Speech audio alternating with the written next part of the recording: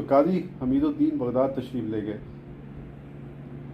Baghdad میں اس وقت 700 علماء اہل فتویٰ موجود تھے، جبکہ بغداد ہی میں قاضی حمید الدین کے ایک مرید تھے جو بڑے معزز اور صاحب ثروت تھے۔ آپ انہی کے مکان پر فروکش ہوئے۔ مکان کا ایک حجرہ بند تھا۔ آپ نے پوچھا کہ اس حجرہ میں کیا ہے؟ جواب دیا کہ بانسری بجانے والا میرا ایک دوست ہے جس کا یہی پیشہ ہے، قتل کے خوف سے ہم نے اسی حجرے میں اسے بند کر رکھا ہے۔ قاضی حمید الدین بہت خوش ہوئے اور کہا کہ اے بھائی، میں تو سما کا شدائی ہوں، اس نے نواز کو حجرے سے نکالو اور کہو کہ بانسری بجائے۔ یہ وہ وقت تھا کہ حضرت جنید کے وصال کو 200 برس گزر چکے تھے اور کسی نے بغداد میں سما نہ سنا تھا۔ آپ کے ارشاد پر نئے بجانے والا حجرے سے باہر آیا اور نئے بجائی۔ قاضی حمید الدین سما میں مدہوش ہو گئے۔